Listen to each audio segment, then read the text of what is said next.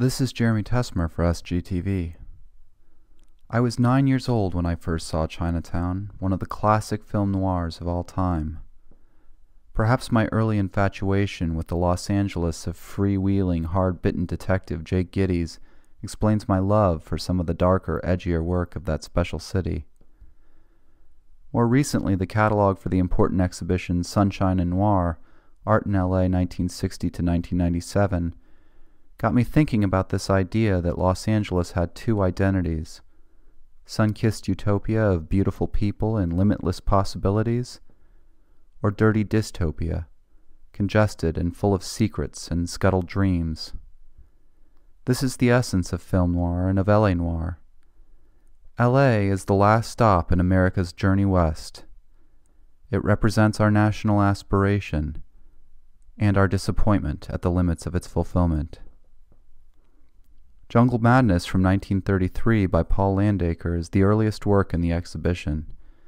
Landacre is often cited as the artist who best captured the deep shadows of California hills.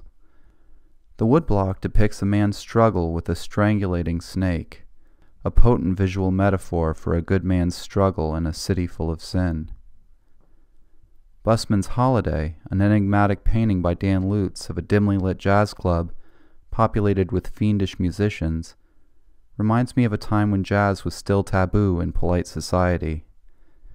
Given time off, Lutz went downtown, not out of town, to seek his consolations. Gambler's Dream might have been painted for this show.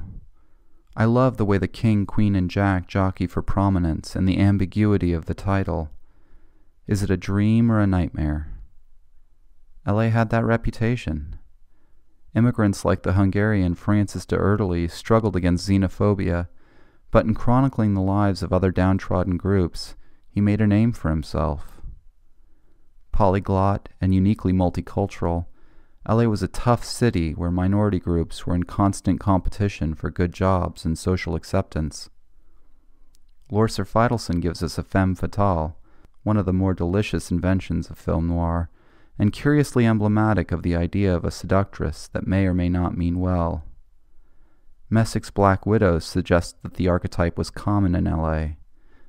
I can't help but think of Barbara Stanwyck as the duplicitous housewife in Double Indemnity, and the role of Hollywood's beautiful women in luring new immigrants to the city.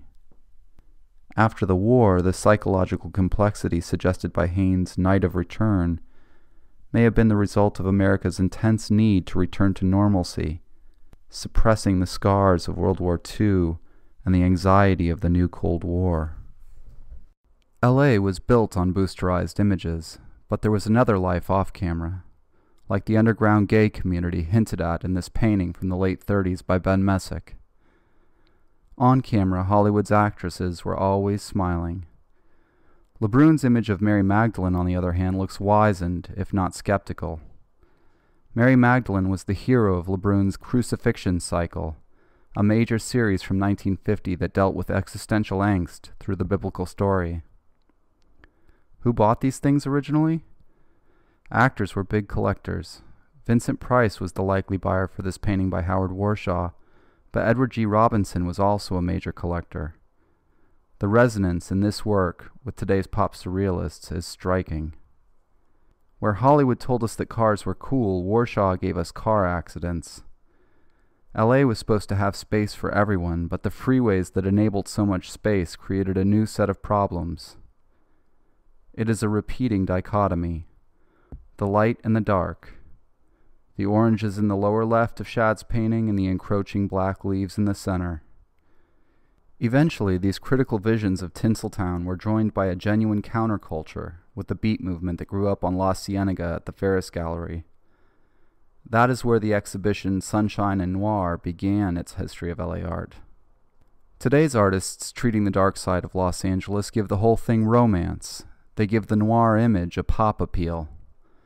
They might recognize the hedonism that is still hidden in the hills or the naughtiness of the nearby elite, but they also love it. These newer paintings deal with the same subjects without the same biting criticism.